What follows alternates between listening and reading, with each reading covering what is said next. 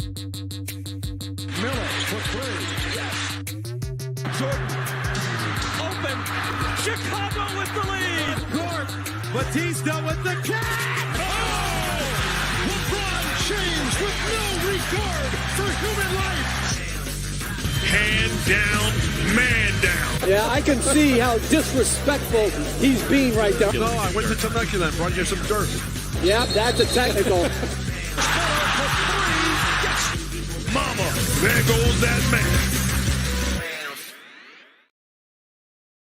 Welcome back to The Bounce, brought to you proudly by Bite Size Sports. I am Kev. With me, as always, is James and the Nick Stop, our man Keebler. Keebler, we're going to start with you because, as we've mentioned on previous sports shows on The Bounce, we do love, this is an NBA, this is a hoops show, NBA, college basketball, but there are multiple balls that bounce, and one of them is that weird shaped football. And the Giants are playing the Niners right now, Thursday night football.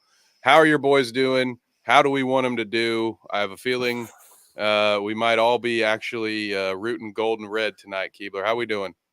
We're doing good. So I'm gonna just preface this by saying that over on the Sportsbook Junkies podcast on Monday, I had predicted that the 49ers would blow us out about 44 to probably 3. That's where I was saying the over-under is 45. I think the 49ers will put up 44 of that. Aside from that, yeah, I think as much as I am a Giants fan, I love my money a little more. So tonight, I put my money on the 49ers to win by 17 or more, with Kittle and McCaffrey scoring a touchdown and Brock Purdy to throw 2 to the house. Got one to the house. You need to know. We were just talking about this pre-show. You need to get one here. They got the ball back. This would be a good one, good place to steal. I need that one to Kittle, and then to start the second half, just let them run in one. McCaffrey just and then hold the Giants. Unfortunately, and then we're all good to go. Yep.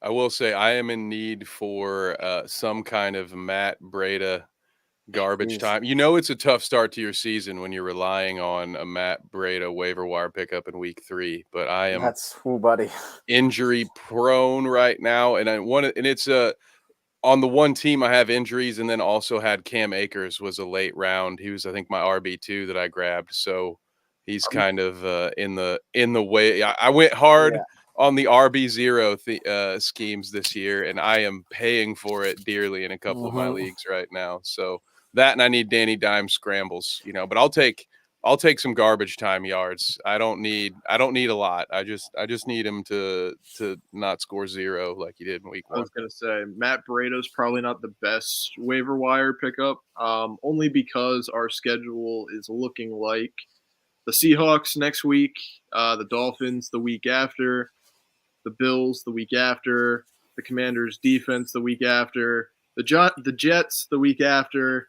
Probably not that greatest waiver wire idea. No, it's like a week 1 emergency. Like, I really I just don't have enough bodies to fill the void this week. So it's one of those, like, we're gonna take the loss and then hope that there's a couple of rookies I got there that I'm hoping to pick, but for the most part, I just need my guys to get healthy. But yeah, we maybe he's helped me before in situations like this. He's a dart throw regardless whenever he gets to start. But so I'll keep my fingers crossed there. But no, I'm heavily leaning Niners myself. We put our money where our mouth is over on 3 Wide TV. Listen, Nate, you be careful. Nate's asking for trouble. We got that Niners paint job. Bite Size Sports number 9. Check it out. Argue that, but right, yeah. Football wise, you are absolutely correct, Nate. But we can start. Let's dive in, folks. It's going to be a trade rumor heavy show. I don't know that we'll hop into the trade machine right now, but a lot of other people have, and we're going to talk about some of their ideas. So first and foremost, I want to talk about probably arguably the biggest name out here. Dame might have something to say about this, but a lot of rumors have been swirling around Giannis. And one of my favorite professional debaters, who is now back in the game, unfortunately, he's on the Worldwide Leader doing a program that I don't care for very much, but I did pick up a clip where Shannon Sharpe called out Giannis, and because I'm a little sensitive from some previous copyright strikes that are completely unfair just from me playing people's interviews, I don't have the footage, so we'll just paraphrase. Shannon Sharpe essentially called out Giannis for questioning the Bucks' ability to get talent around him. Meanwhile, both of his brothers have a roster spot. So I wanted to know, before we dive into any potential trade landing spots for these two, do you agree with that criticism? James, I'll start with you. I understand where he's coming from, but they're taking up spots of people that would be on the back end of the roster. And if it's going to appease your star player by having his brothers as your 12th and 13th man, they're never going to play. Screw it, man. Like, it's not like their contracts aren't $30 million contracts, man. Like, it's what you got to do right now. Got to appease them somehow. I think I would agree. Two might be pushing it for me. Keebler, what do you think? So yeah, I'm in agreement with James on that one. Again, they're taking up probably the 12th and 13th spots on the bench that aren't going to get any rotational minutes. If they were getting like 15 to 20 minutes a game, I would say yes, I agree with Shannon. Like, they shouldn't be getting those minutes, but they're not in the rotation. They're just on the roster, giving Giannis, his brothers, a little bit of money to keep him happy, essentially. So that's what it comes down to. I think any team that has a situation to get Giannis, the Knicks, would be smart to do the same thing. But yeah, no, I think it was a bit much. Well, you mentioned your beloved Knicks as a potential team that could go out and get Giannis. So we'll start with you there, Keebler, if you would like. But the topic here, gentlemen, is who are the potential suitors for Giannis? I don't expect you to have built trades for all of these, but if you have some ideas on what pieces could be offered in return, fire away. Now's the time. Let's hear him, Keebler. So what do you got? Keeb, didn't you had a dream this week, didn't you? Yeah, I had a dream, but that was about Dame. So that was Dame, wasn't? Sorry, my fault. I knew you had a dream this week. When we get there, but no, I replied to a tweet from the Dunk Central on Twitter /X, and it said that the 5 teams expected to monitor Giannis Antetokounmpo's situation closely are the Pelicans, the Raptors, the Nets, the Knicks, and the Warriors. I replied to that tweet saying I think this list is missing roughly 24 other teams, but he's a Knick by next July. Of those 5 teams, based on the assets that are available, I think the Knicks do have the strongest package. Just because if, like, let's say the Warriors, they're not going to give up Wiggins, Draymond, Clay, 4 first-rounders, pick swaps. They're not going to do all that because they want to keep it intact to have the best roster around him. I don't think Mo Moody, Jonathan Kuminga, and picks, and maybe Andrew Wiggins really get the job done.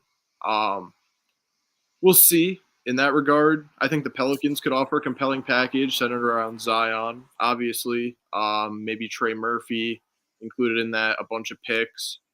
But yeah, no, I think the Knicks can easily offer the best package. We can throw in RJ Barrett, Julius Randle, maybe even Mitchell Robinson along with that.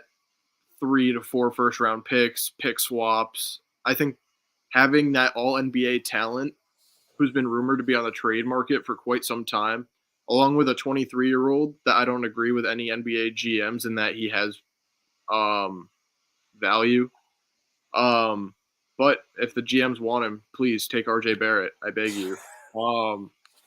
But that's about it on where I have it. It's compelling, and you're right. Like you do not like RJ Barrett. However, there's got to be some team that does. There's somebody out there, right?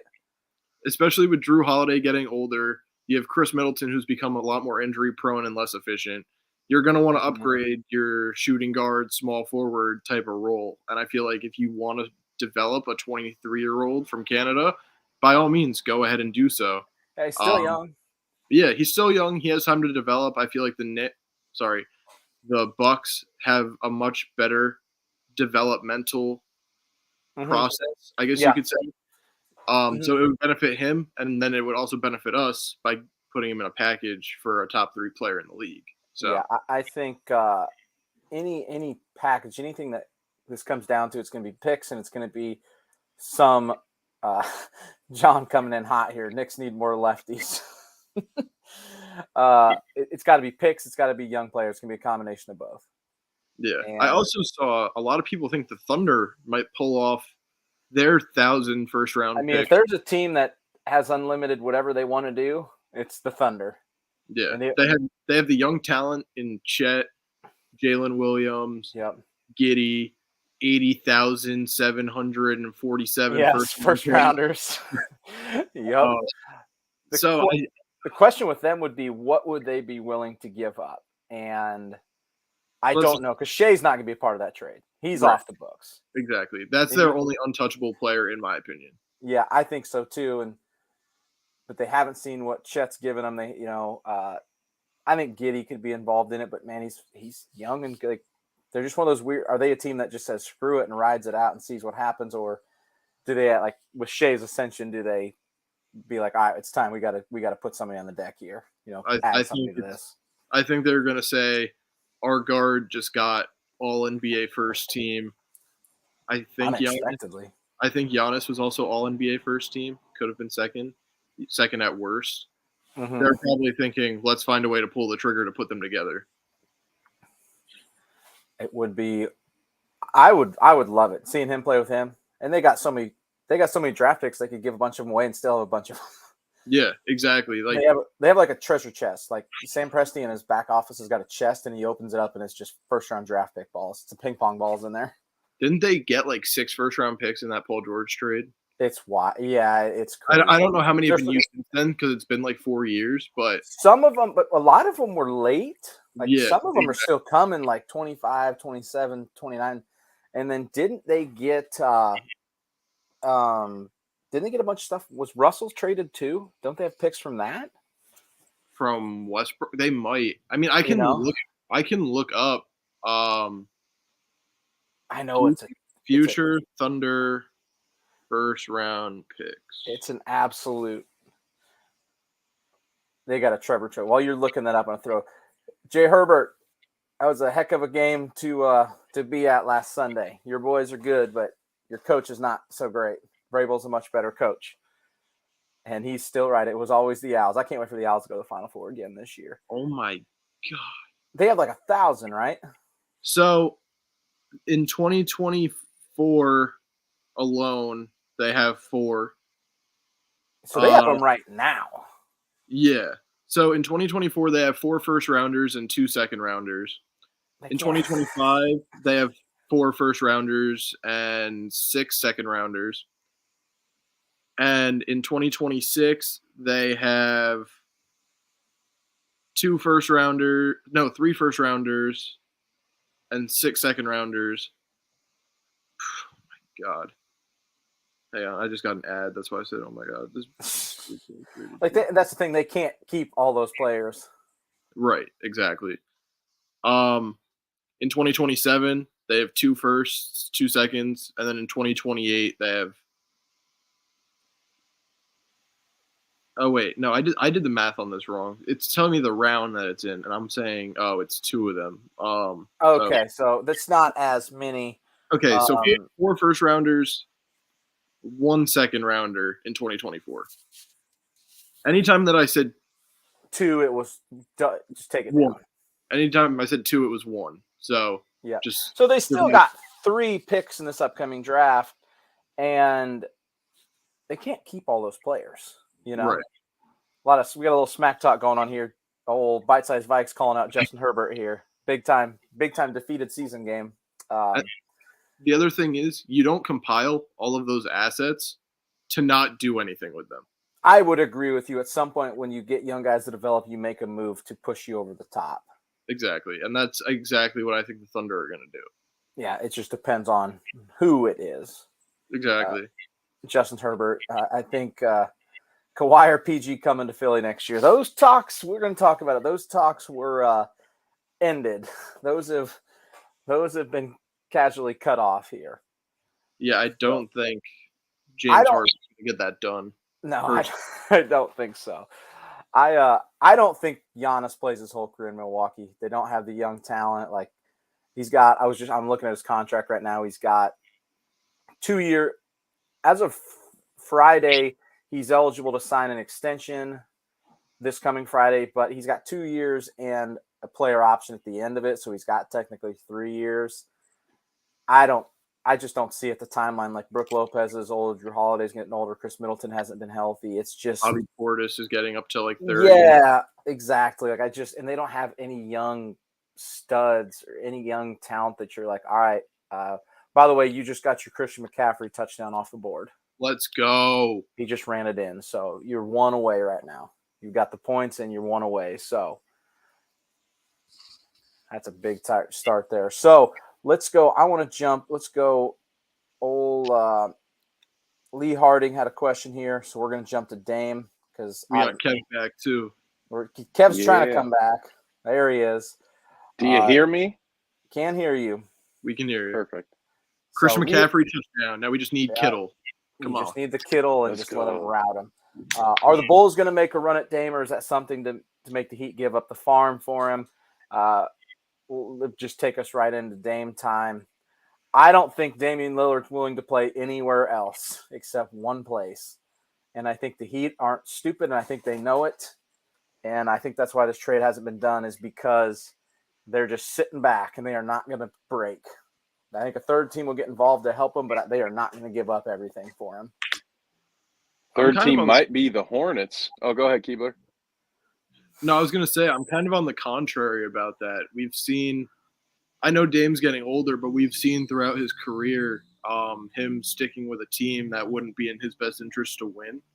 So I feel like him saying – like his agent saying he only wants to play in Miami is just like a leverage kind of thing to help the Heat give off less, and then Dame can be on like a championship contending team. Mm-hmm. The Bulls, I don't think they're really doing it as a leverage move. With Lonzo probably out this entire season, they do need a point guard. So it's realistic that they're in trade talks. But yeah, I don't know. I think he's just going to end up in Miami. And you mentioned the Hornets being a third team, and they want Tyler Hero to put next to LaMelo. That's what assets do you have to do that? You have Mark Williams, I guess. You have an old Gordon Hayward. You're not trading Brandon Ingram. He's not a part of it. You're not giving up him. You're not giving up LaMelo. Yeah, you have Kai Jones, who has CTE. You have Miles Bridges, who's a domestic charge and a half. Yeah, nobody's touching him. And you just don't have the assets for it, in my opinion. But I guess we'll see.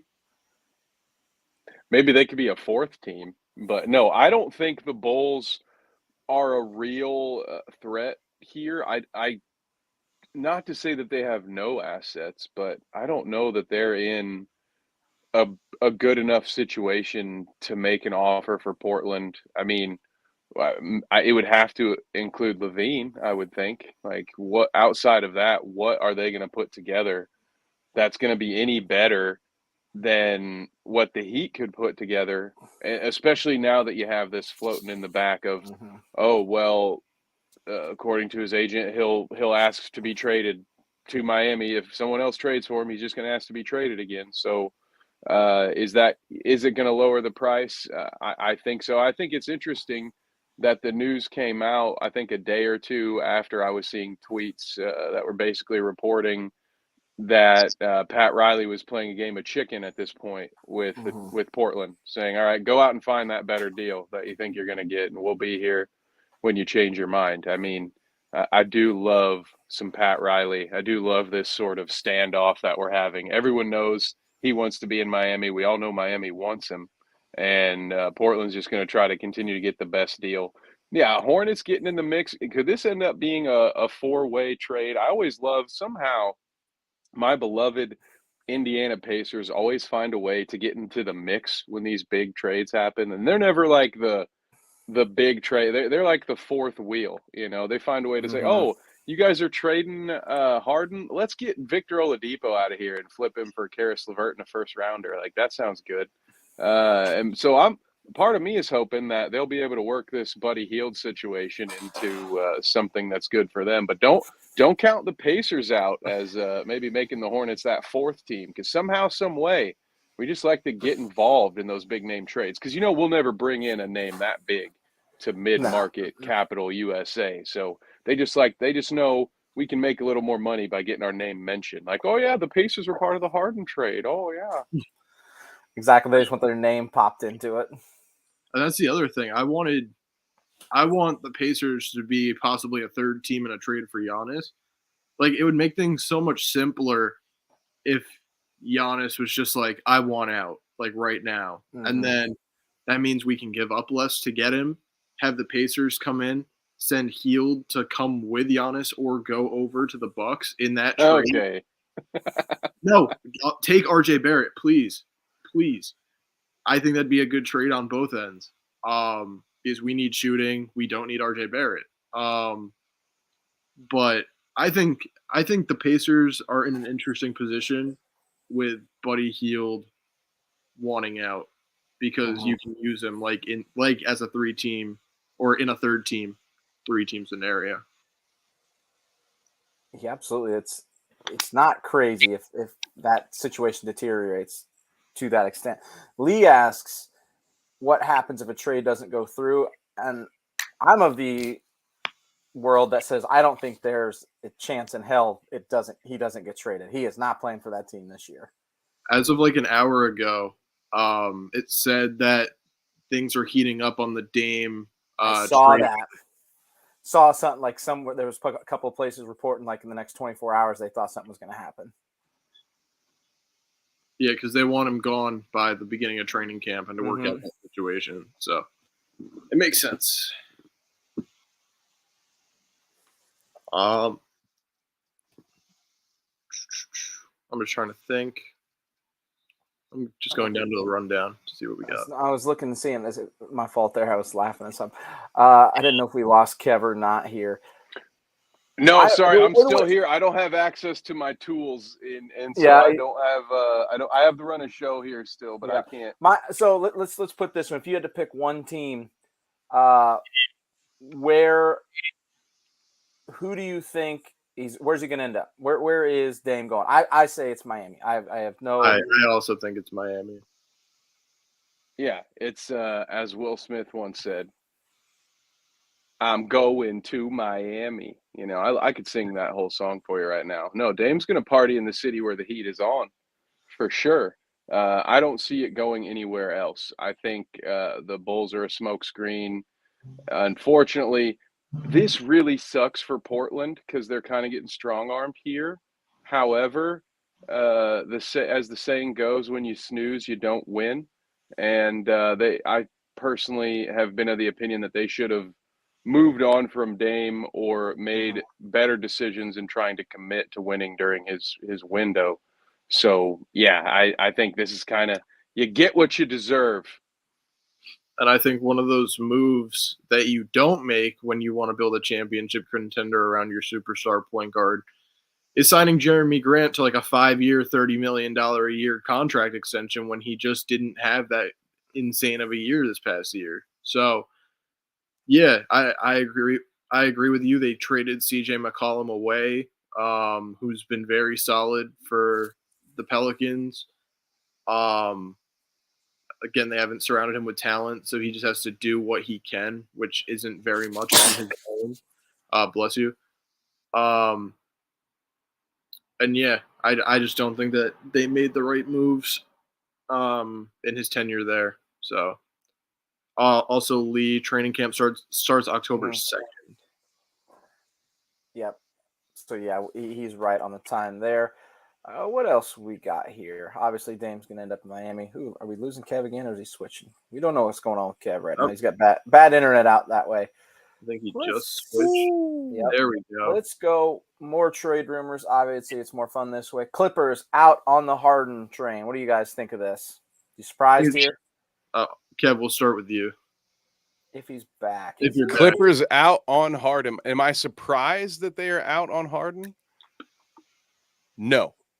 I wonder what that – I'm not surprised that those trade talks broke down either, because I just wonder what could have even been a reasonable offer. Like, I don't know what Harden's trade value is at the moment, you guys. I don't know what it's going to be reasonable to give in return. Is it a couple of rotation players?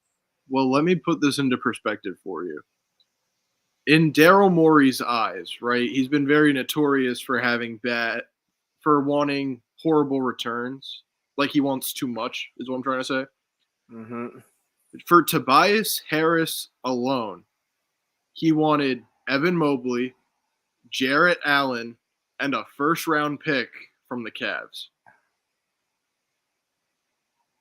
So, if we're talking James Harden, who leads the league in assists, who can still give you 20 a night, who's one of the best scorers, if not the best scorer in NBA history, he's probably asking for their entire roster for James Harden. So I'm also not surprised that they are out on Harden. I don't, like Kev said, what is he has no value, right? Yeah, I don't know. John said need a little Daryl Lessie, not Morey. Justin Herbert says he's coming to. He's coming to Philly for Maxey, Tobias, Reed, Harrell, and Korkmaz. They get Dame and Nurkic. Wow. Now, if that happens, I think Portland would be investigated. And I think the fans themselves might pick the whole stadium up and move it down to Seattle and say, all right, let's go. Let's bring them Supersonics back for real. But I don't think the 76ers are going to trade Maxey, especially if Embiid's rumored to be forcing his way out of there too. They need to keep something. Yeah, I don't know. I'm as we're sitting here, I'm trying to think who, and which is why on our pre-show when I sent you guys the my thoughts on the rundown, I kind of had Harden trades ? Like, because I can't, as I sit here and as I sat here before the show, I can't actually think of a good fit for James Harden right now that would be a good trade partner as well, because any of the teams that might be able to use him, he'd have to most likely commit to a smaller role, and they're not going to give up much because they're teams with a very short playoff window. So, and I don't think he's anywhere near that top 10 player in the league that he used to be, especially if they continue to do more in the officiating sense at cutting down some or calling more of these plays as offensive fouls. Like, half of what has allowed him to stay relevant in the league has been his great passing. The other half has been his ability to get to the free throw line, but it's been in a kind of offensive foul-ish manner. That's how I'll put that. So I don't know what the market is for Harden right now. I wonder. I hate to say it, guys. Let me just ask you: are we going to be in buyout territory soon? Are we going to talk about a James Harden buyout? For Harden, I don't think so. He did say when he was over in China that he'll never play for an organization Daryl Morey's a part of ever again. Keep in mind, Daryl Morey was also his GM in Houston for a little bit, and then went to 76ers. But I don't think there will be a buyout. I think that they're going to want something in return for him, and then that's when the package is going to start to go down. Listen, I'm sorry, Justin. That's kind of how I feel about James Harden at this point. I'm not saying he's not still a quality player in the league. He's just not. I don't think he demands a high return, and I think it is. Yeah, it's going to be something he's probably going to have to play. Maybe as we get towards the trade deadline, maybe something shakes up for him. I don't know, but it's a weird situation. Yeah, the buyout thing, I don't know. I'm not ready to go there yet, but it's the thought's starting to creep into my head. Like, I don't know if they're not going to be able to trade for him. What if he, to put it in a meme way, if he puts the fat suit back on, like at a certain point, and he might be willing to take. He's shown before he's willing to take less money to be in an advantageous situation. It wasn't that long ago. It's probably one of the, and it's in my head canon, it's probably the reason he's really mad at Daryl Morey right now is because maybe there was a little something to that whole tampering investigation, huh?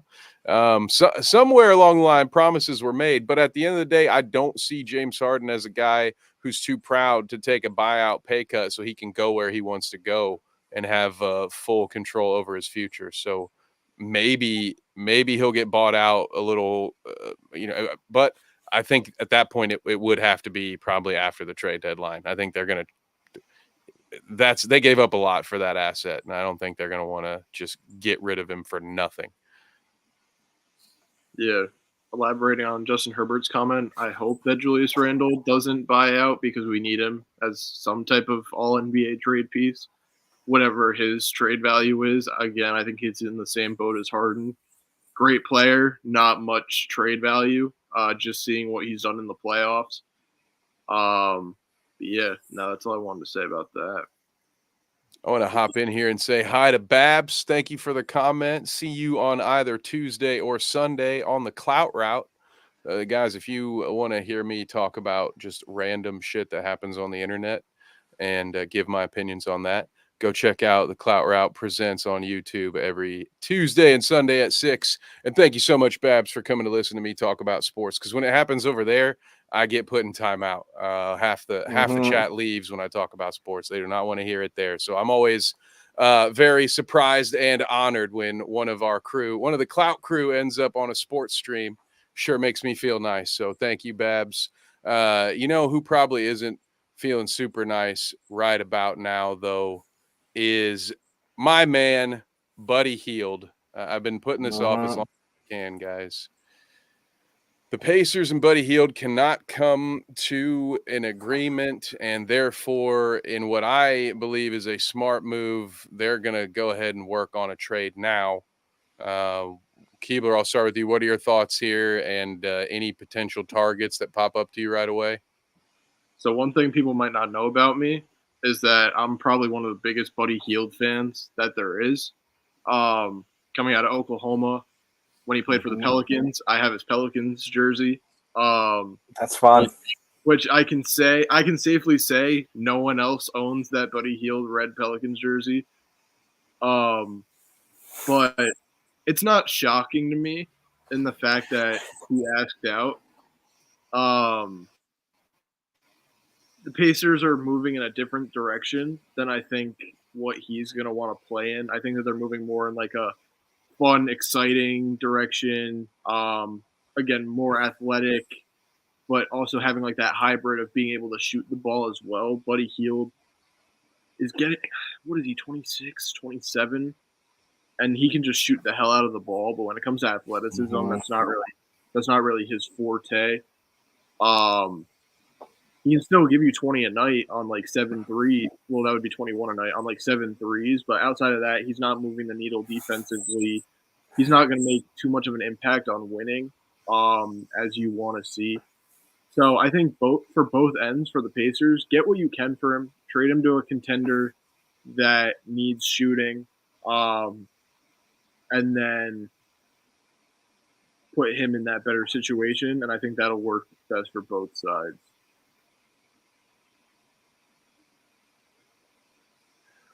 Yeah, now is when we need just a valuable wing player to request or demand a trade. We just need. I mean, if you guys want Quentin Grimes, you can have him. Like, by all means.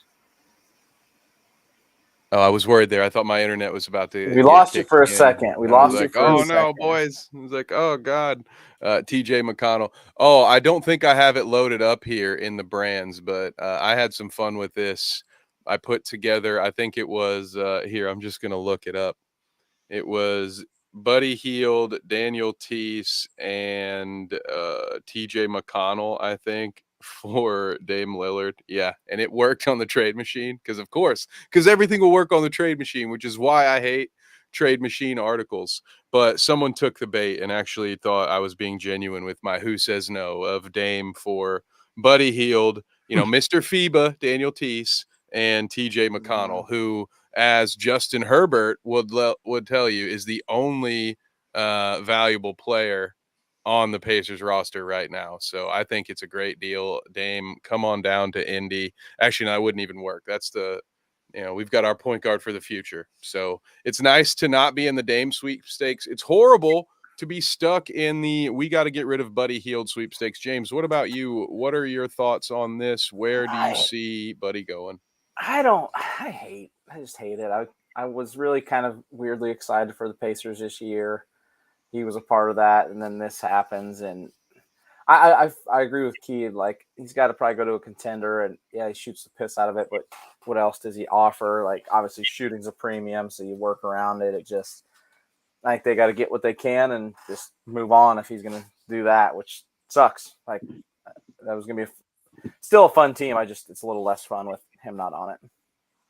I do think part of me wonders if this speaks to where his spot was going to be in the rotation. Now, I want to say right now, this is a conspiracy theory. This is speculation. There's no proof to it, but there have been some murmurings going around Pacers Twitter that Buddy Hield maybe had made a burner account and was talking to fans about his lack of playing time towards the end of the season last year as being more about just giving the new guys a look. And I think this in particular was about Andrew Nembhard specifically. But part of me wonders if this might not have just been about money, but being about the role, because that's the other thing with Ben Mathurin, Andrew Nembhard especially. He's the surprise. Okay, you expect your number 6 overall pick to be a starter. I don't think you expect your late first round, early second round picks to end up outperforming a guy that you got in a trade. But admittedly, I think a lot of Pacers fans knew that Buddy Hield was a valuable trade asset from the beginning. It was I remember when we were going to be trading Sabonis, I thought maybe the Kings will give De'Aaron Fox, because there's no way they'll give Halliburton. Like, that's crazy. There's no way they're going to give us Halliburton. And then to find out they gave us Halliburton and Buddy Hield. Are you kidding me? Like, that's going to be great. We're going to be able to flip him for another asset. Then you get to watch them play together and you're like, oh no, actually Buddy needs to stay. So at the end of the day, it's going to hurt to lose what I think really made this team a potential playoff threat. Now, I don't think they were going to run to the finals, but I think this roster, if they play well and get hot at the right time, could have won a first round matchup this year in the East potentially. And with Buddy Hield going away, I don't know. It's a big blow. We'll see what happens. The Pacers tend to be lucky in trades over recent years, but I don't know. This one stings, and I don't really have any candidates as of now. There was one trade I saw actually about a week ago. I think it was Siakam to the Pacers for Hield, Tice. I think it was multiple draft picks. I don't remember if it was 1 first and 2 seconds or 2 firsts and a second. I imagine those draft picks would have to go up a little bit now that Buddy has publicly expressed his desire to leave. But that's the only one that I've seen. I've seen some really dumb ones, like one that has Buddy going to the Celtics and Brogdon is part of what comes back. Like the Pacers would bring him back. Brogdon. Yeah, sometimes, man. Sometimes I don't even know. Which was the whole point of me doing the trading Buddy for Dame thing. I was trying to make a point at how dumb some of these trade machines are. But yeah, it's a cold, rainy day for Pacers fans everywhere. It's the end of an era. It makes us even more frustrated that they announced Buddy Hield was changing his number to 7, because that stirred up a bunch of drama, because people want Jermaine O'Neal's number to be retired in Indianapolis, rightfully so, in my opinion. They don't have – it's not a franchise that has a lot of candidates for numbers to be retired, so – Maybe that's why he did it, because then he could be like, oh, the fans all hate me now, please. You're right. Is that what he was setting us up? He's like, look, guys, Yep. I'm about to ask for a trade, so I'm going to make sure it doesn't hurt as much. All right. So a month before or a couple weeks before, I'm going to change my number. Yeah. So that's interesting. I don't know. This goes from being a team that might be a year ahead of schedule. That's probably going to go right back to schedule. And so I just hope they get some good assets they can continue to build for the future. It's not a team that's going to win it all in the next year or two anyway. So we'll miss you, buddy. It's been real. I will continue to be a fan. That's awesome, Keebler. You've been a fan since out of college. So I'm a shooter at heart. James knows this. The longtime listeners know this. Justin Herbert knows this from his days of playing with me at the rec at the YMCA. I'm a shooter. All right. So I love some shooters, and nothing makes me happier than Buddy Hield having a quickest 3-point of all time in a Pacers uniform. Yep. Like, I'll take that all day. 3 seconds. Yeah, it was something nuts. Like almost like they talked about it beforehand. Like, hey, I'm gonna go for this. Like they had talked about it in practice. If I get this ball, I'm shooting it instantly. Yep. It's going up. We're gonna let them know. We're gonna intimidate them today. All right, so we've had Buddy Hield time. We've had Giannis trades. We've had Dame trades. We've got another big name to talk about, but maybe to mix it up a little bit, I believe we still have one Mr. Justin Herbert in the chat. So let's talk about the newest Sixer, you guys. Kelly Oubre has signed to the Philadelphia 76ers. What are your thoughts? Keebler, I'll go with you first. Is this a big deal that the Sixers added Oubre to the mix? Yeah, I mean, you get the most handsome guy in the NBA. It automatically pushes you to be a contender. No, I'm kidding. I think he's a good rotational piece. I wanted the Knicks to grab him to be a backup 4 to Randall.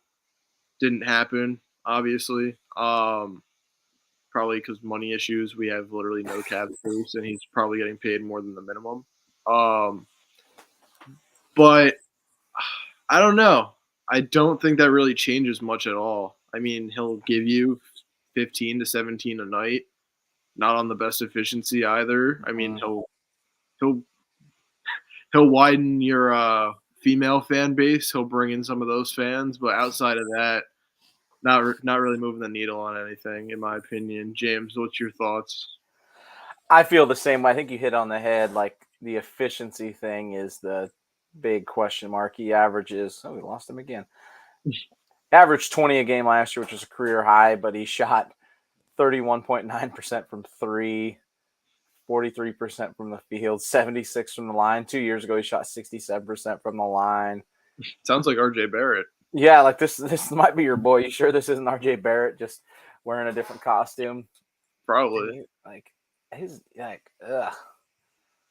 you said, he's gonna give you some points, but man, he ain't gonna do it very good. Not very efficient. 20 points, 5 rebounds a game. 1 assist. He's never averaged more than 1.6 assists in his career. Justin Herbert said, Oubre, huge pickup for sure, man. He can ball, no lie. Give you 10 a night for sure. Dude wanted him for sure, man. So that should tell you something. That's your replacement for James Harden right there. I'm not salty because I wanted him. The Knicks just have no power forward depth after trading Obi Toppin. We just have a plethora of guards off the bench. You have a ton of guards. A lot of Villanova guards specifically. We have Quickly. So this is all the guards on the roster that have to split. Which, by the way, let me point out something here that you are wearing the throwback Knicks hoodie, and this is the first time on the bounce you've worn it. I know you wore it on your show on Sportsbook Junkies on Monday, but that is such a banger hoodie. I think so awesome. Yeah, no, it's red, white, and blue, which I love. It's awesome. It was a Christmas present like 5 years ago, and since 5 years ago, I've probably gained about 60 pounds, and it still fits. So, hey, shout out whoever got it. Shout out for getting the right size. Shout out my parents. But yeah, no. What was I gonna say? Oh yeah, so talking about all the guards. Yeah, so this is all the guards the Knicks have on the roster. I'm gonna pull it up just to make sure, but I'm gonna try to name them if I can. Brunson, Grimes, RJ sometimes plays shooting guard. And then you got Quickly, Dante DiVincenzo. So that's 5 right there. Hart, right? I didn't say Hart yet. So did not say Josh Hart yet. You have not said Josh Hart yet. You have Ryan Archie Dion. Diankio, Yep. however you pronounce it. That's Yeah, I'll 7. say they brought another Villanova Nick in. Exactly. We traded him to the Trailblazers in that Josh Hart trade or Cam Reddish trade, same thing. And then he came back. Yep, and then just re-signed him. So I think that's 7 guards, and then we have. And so RJ Barrett definitely plays that spot. You said he definitely plays there too. Yeah, you are right on that. And Not then good, but in terms of the front court, we have like, I don't know, Hartenstein, Mitch, Randall. I mean, we signed Obi Toppin's brother, Jacob Toppin, to a 2-way. Oh, so there you go. I guess that gives us a little bit of power forward depth, but. Is he Kentucky, I think? Is that right? Yeah, he was Kentucky. He averaged 14 and 6, I think, in his senior year. Mm-hmm. So not a bad ball player. I mean, that's basically what Obi was putting up in his college. So yeah, outside of 1 year when he exploded, you're right. Mm-hmm. Yeah, they have a lot of guards. Guard heavy. Yep. So Oubre would have helped. He would have been a good little backup to Julius there. He would have fit that spot a little bit. Yeah. Kev, what's your opinion on the Kelly Oubre situation? I basically said that he can give you 15 to 17 a night on bad efficiency, but he'll widen out your female fan base a little bit. Yeah, I don't disagree with any of that. I think he'll add, inefficiency, you mentioned that part. He'll add a little bit of an offensive spark. I don't think this is enough to move the needle for me on the Sixers personally. I'm so sorry, Justin Herbert. I know you're listening, but even if they did have Harden, I don't know that I love this team's chances to get to a finals at this point. I think this iteration of the Sixers maybe needs to not necessarily completely rebuild, but do some sort of reload. Because as long as you have Embiid and Maxey, you've got a good base there to build around. But I think Tobias needs to go. Oubre is a nice piece to have. But I think they need to move on from some other pieces, and I do think they're missing one more star, in my opinion, to be able to get out of the East and make it to the finals. So to me, Oubre, it's a nice piece. I would have, for his sake, I think there's probably other situations he could have gone to where he would have, I guess, played more meaningful or more deeper playoff runs. I guess not to say more meaningful basketball, but a chance to have a shot at a title if he had gone elsewhere. So, but maybe he takes a next step that I don't see coming, and he will be that third guy for the Sixers. But that's not what I see currently. Yeah, those stats, me and Keith both agree. Those stats are. You shoot 33, 31, 76 splits. You're not really doing too hot. Yeah, those splits are not great. Not great, man. Not great. What was the split again? I'm sorry, I didn't hear it. It was like 43, 31, and 78. Yeah, 43, 31.9, 76. Yeah. Oh, God. He's never shot over 35% from 3 in his career. So he's not a floor spacer, which I didn't really I don't really envision him as one. Keep in mind, he really have to improve. You would think that naturally he would pick up a little bit on shooting, but I guess not. Yeah, that's another part too. Yeah, he should have shoots had it more. It's just the same. What I would used to call the Chris Bosh or Kevin Love effect, where it's like when you're playing on a bad team, add 5 points and a couple rebounds to what you would normally do. Right, yeah, and he doesn't get assists. You'd have more opportunity in theory. Yeah, so I just don't know. This just sounds like, to be honest, it's starting to feel like a very Sixers-esque move to go out and get a name, but that's not that great of a name. I mean, Tobias Harris, at least at the time, I think fooled a lot of us because he was playing well for the Clippers. I think a lot, but man, this just, it doesn't move the needle for me, guys. I'm sorry. I agree. 100%. What do you got? What's Justin? I got a new comment. Justin mad. He said something. I had a new comment button.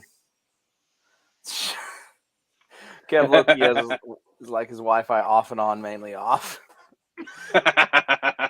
That's fair. That's fair. Hey, I would feel that way too if somebody's up here talking about the Pacers, except it would be me talking that way about the Pacers. Right. So you can never claim that I'm not being real with you, you know. And then he said, you wouldn't want on Pacers or Heat my ass. You would love it. Oubre. I mean, Oubre on the Pacers, maybe as a wing. Yeah, we'll bump you guys from the 11th seed to the 10th seed. Yeah, what to me, if the Pacers signed Oubre, I'd be like, those are Benny's minutes. Get him off this team right now. No, I'm set. I'm set there. Maybe if the Heat had added Oubre, then that would have had me perk up a little bit because I would thought, oh man, if this guy's willing to listen to Spo, Eric Spoelstra's the kind of coach that could maybe turn Kelly Oubre into the next Gabe Vincent, who's getting some big money after a deep playoff run. But I don't know that Philly's the franchise that's going to do that for him. They need to. And maybe it's time for. Oh wait, they do have a new coach. It's Nick Nurse, the illustrious Nick Nurse. Guys, did you hear about his plan for how he's going to fix the Sixers? You guys hear about this? Yeah, he said that he's going to have Joel Embiid play more games. Oh, wow! My God, the Brian That's Kelly rocket of the science, NBA. man. Rocket science. He ain't even won all his games yet. I got this bold strategy. We're gonna have our best player. He's gonna play more, and we're gonna have the MVP of the league. More. We're gonna have the MVP of the league go from 60 games to 70. Ooh, if I'm right. I'm pretty sure the most games he's ever played in a season 62. I think we've talked about this before. Let me look this up. That sounds right. I'm looking it up right now, too. I am, too, because I'm almost positive it's 62. While you guys do that, I will address the besmirching. Be careful, Justin Herbert. I don't want to have to sue you for libel talking about my game like that. Calling you out. The most. I mean, I was streaky back in those days. Is 68. 68. That was 2 seasons ago. I think he was able to win MVP by 1 game. I think you have to play over 65 now. Yep. He played 66. Oh, I think wow. You're right. I think you're right. Jeez. Yeah. Lee threw out a question there a little bit ago that we missed. You guys, is there anybody crazy enough to take on Porter from the Rockets? Ooh. I think a team that wants some second round picks and a salary dump and then just waive him. I feel like that's the only team that would want him personally. Yeah. The Spurs to waive him, the only team that might play him would be the Charlotte Hornets. We all think it's Charlotte just because the history. They don't care. Yeah. Did I make a joke about that on the last podcast? You might have made the joke last week. I was like, yeah, the only team I can see is the Knicks or the Hornets. But it's such a shame too. Like, he's so good at basketball, but he's so bad in real life. Yeah, I mean that's the best way to put it is he's good at basketball and just awful at real life. He's bad at being a normal civilian. Yeah, just being a human being. It's like, and they're so young, and they just, you talk about bringing Fred in, you brought Dylan Brooks in, like trying to bring a guy in to give them some guidance, leadership, and then that. God, he averaged 19, 5, and 5 too. I know. I've been saying too, like in a 2020 redraft 2019 redraft, I would take him over RJ in a heartbeat, but I can't say that anymore. Yeah, you can't say it with the situation. Yeah. He shot 36.6% from 3, 37.5 last year. God. He's averaged 6 assists a game twice in his career. Like don't be stupid. Don't be stupid. It's young player, try not to be stupid off the court in the NBA challenge. Difficulty impossible. It's literally impossible. And that, that's beyond being stupid. Like that. Yeah. That's somebody who needs help. Not to go too deep with it, but like that's some serious anger management to have that happen. And so So bad.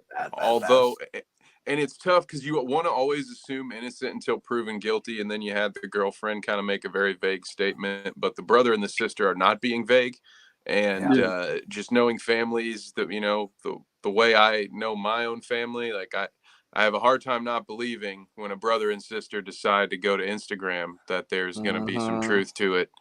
And some things are bigger than sports, and it's such a bummer.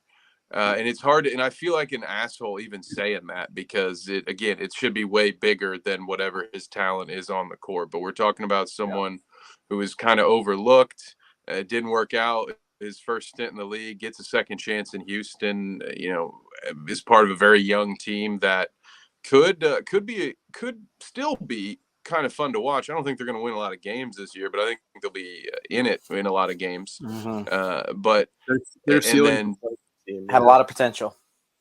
Yeah, right. Yeah, exactly. They had the potential to be a play-in team for sure, I think. And now all of that is ruined, and his future is probably ruined. And of course, the girlfriend's future. I mean, stuff like that sticks with you for a very long time. So the whole situation is just a mess. And yeah, I agree with Kibo. I don't see any realistically. I make the Hornets joke just because it's an easy one to make. But I think realistically, I don't know that this guy gets another. I don't know that there's anything he can do to play basketball in the United States again.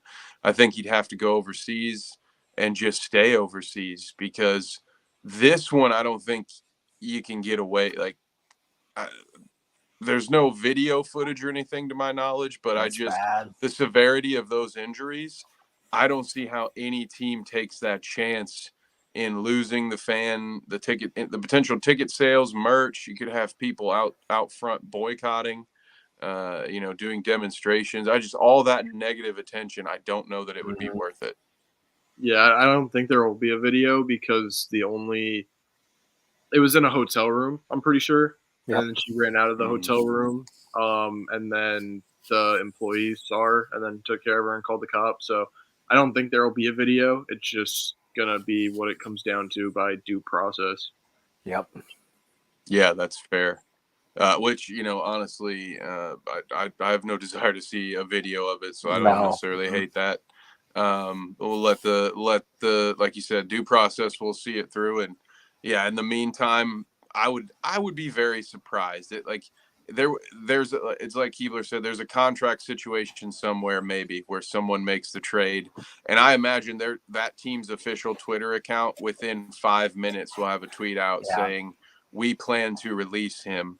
And then they might even have a twit longer written out, just to say, we apologize to those of you who may be negatively impacted, like just to be safe. Cause man, it's crazy. Yeah. It's funny. Lee just mentioned the Giants are threatening. You might've heard they just scored. My phone vibrate. He scored on that. Breida scored. Let's go. The miracle. Yeah. Wait, no. Boys, the miracle. No shot. Hang on. No, he didn't. I need a hero. Right now, I just see a flag. Dang it. No, I think you're a play behind. You seen the pass interference?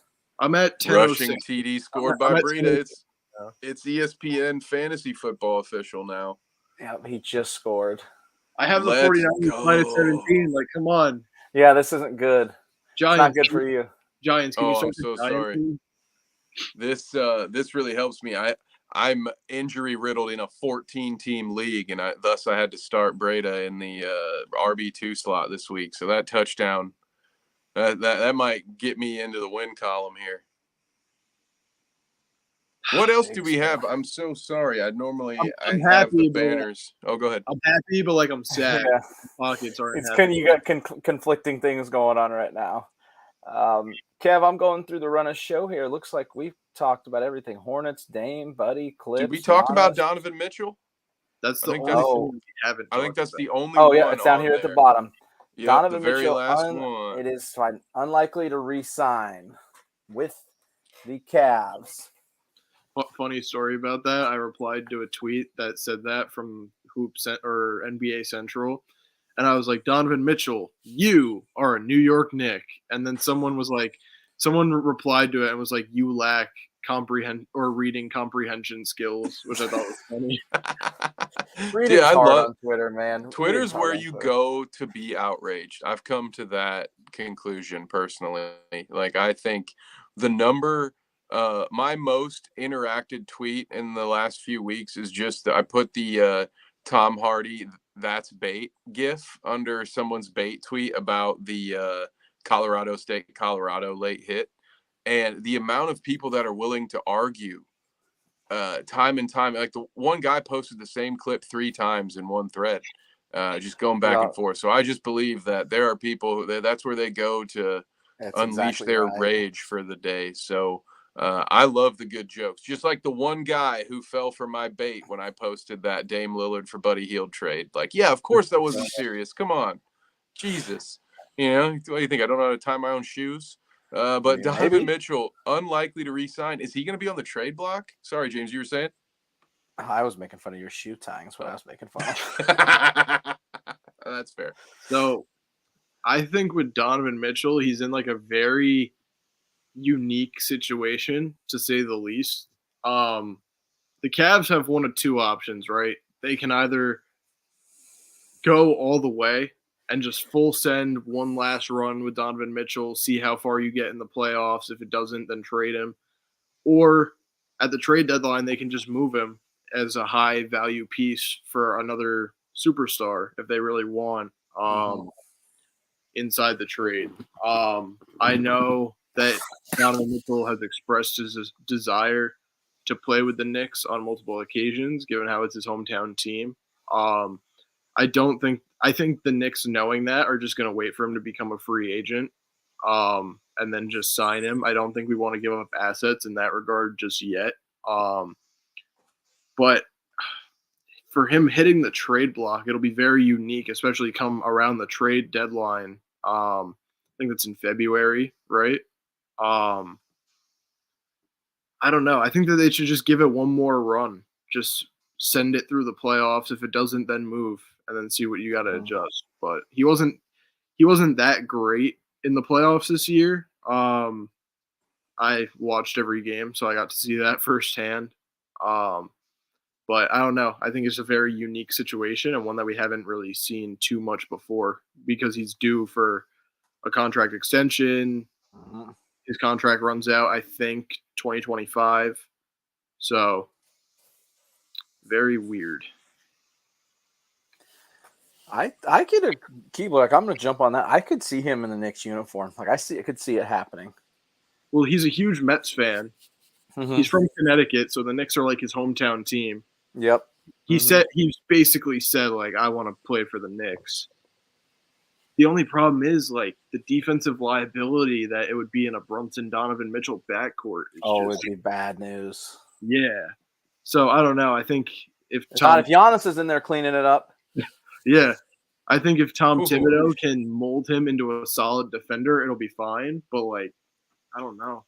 Like they can drop 60 a game combined, but then they can allow 70. So yeah, when you give up 70, 75, it's not great. Yeah. It'd be fun. The Knicks fans would love it. It'd be wild.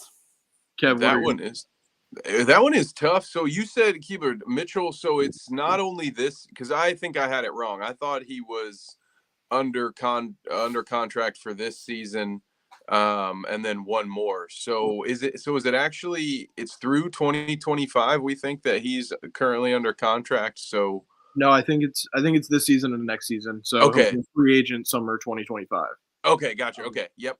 So okay. So it's not necessarily this year that it will impact. It's really this time next year that they may have to start entertaining some trades for him. You know, they're not really 2025 is a player option.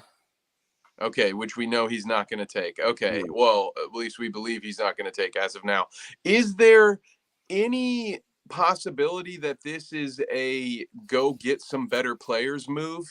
Is this like a subtle, you've got 2 years to make this a team worth staying for? Or do we think it's a genuine, because I kind of right now I'm leaning with you guys. I think he might just genuinely want to be a Knick when this contract is over. But there's always the chance that it's a subtle message or a not so subtle message to the front office to say, hey, I don't think this team's capable of winning it all, so I'm not going to stay unless it is. Yeah, no, I think it's just him genuinely wanting to be a Knick. During those trade rumors, when he was on the Jazz, he expressed he wants to go to the Knicks. Danny Ainge. So here's why Donovan Mitchell isn't a Knick right now. The Knicks, during the Jazz playoff series with the Mavericks, sent scouts to go to that series and watch Donovan Mitchell and Jalen Brunson specifically, to,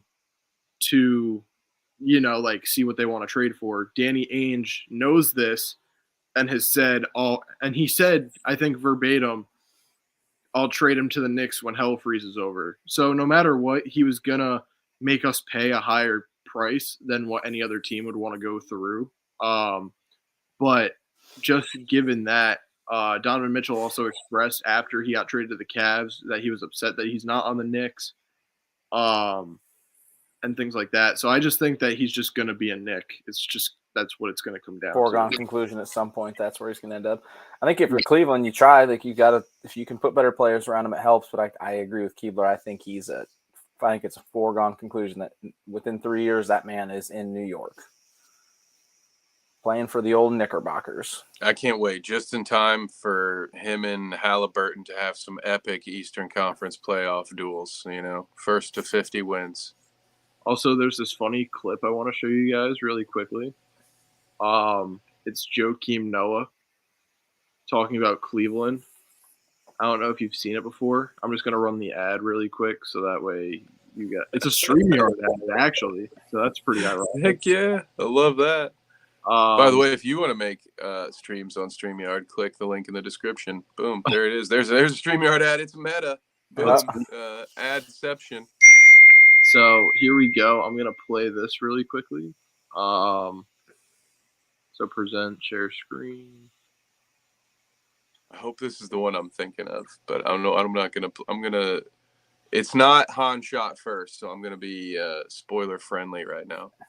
Okay. Can you guys see it or no? It's coming. Yep. Okay, there we go. This place, man. I just stayed in my hotel room, man. Every time I look out my window, yes. It's bad. It's bad. You're not going out.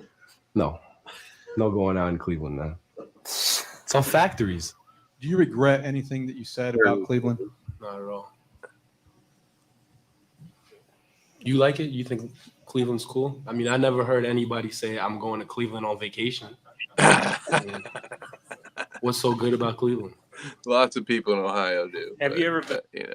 That's more about us than anything else. Yeah, so I thought that was worth sharing.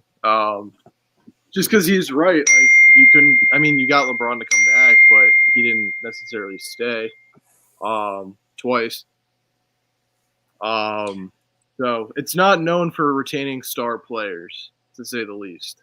No, and I think that second time was specifically like he wanted that legacy job of being the one to come back and get a title for Cleveland. I don't think it was. But now I will say, I do think he's being a little harsh. Cleveland is a fun city to be around. I don't know that I would vacation there, but I've had some trips, gone up there for some Cavs games, stuff like that. And there are worse places to spend a Saturday evening. So also Joakim Noah can suck it, but I didn't say that. Did I say that one? One of my favorite players in the NBA. Love Joakim Noah. One of the all-time greats in hustle points.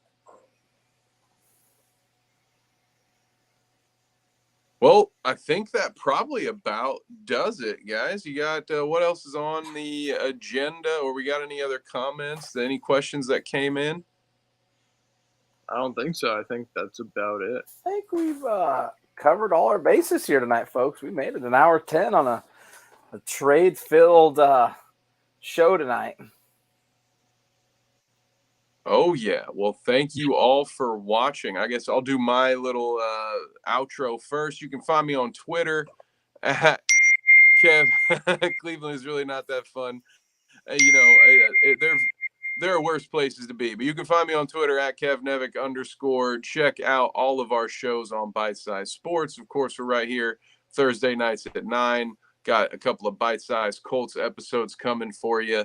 And after that, of course, we've got more streams coming your way. So, Keebler, where can they find you, sir? Sorry, I was trying to figure out how to mute this dinging that's going off. My bad. There we go. Because it's on my computer and it's a new. Oh, is that what it was? I was like, what? I assumed it was Kev on his phone or something. Yeah, no, it's a new MacBook, so I have to figure out how to do that. But I think I got to figure it out. You can find me Monday nights at 9, either 7 or 9 Eastern, over on Sports Junkies, and then Tuesdays at 9 p.m. Eastern time over on Necessary Roughness for anyone who hasn't seen either one of those.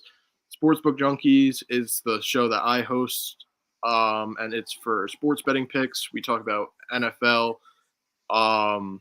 NBA when it comes time to do that, MLB, futures for sports, if anyone has any questions that I'm knowledgeable on, things like that. And then Necessary Roughness is our NFL podcast. Both of these are hosted by Bite Size Sports. I do Necessary Roughness with Nick and John and whoever wants to really come on. But that's where you can find me, or on Twitter over at the Nick Stop, or on Instagram as well.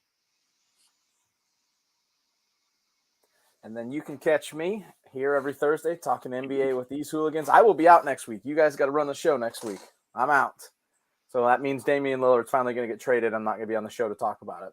That's what's going to happen. Unfortunately, I think I have to that day. I'm trying to get my shift moved. So. Oh, that's right. You did say that. Yep. So, yeah, who knows what we're going to be doing next week. Then we've got Bite Size Titans a couple times a week. Tennessee's not a loser city anymore. And then you can catch me on our sister station every Wednesday at 9 talking Star Wars, me and Kev and John. And then whenever John decides to return from that thing called a wedding and honeymoon, like he's milking it a lot right now. Whenever he just decides to stop spending time with his soon-to-be wife. Yeah, whenever he wants to grow up. Yeah, it's important, I guess. We hear it. We hear it's important, John. Good luck, brother. Well, I guess that'll do it. You got anything else for us, buddy? I think that will do it. I'm on double duty. I've got to go do a guest spot on a Bears podcast, and I owe the fine folks of Indianapolis my thoughts on week 3 and my preview of week 4. So we will see you next time. Thank you all so much for watching. Thank you to those who hung out in the chat. And again, as always, I love my lurkers. So just give us a like and a subscribe on your way out. That's totally cool too. And until next time, we will see you later.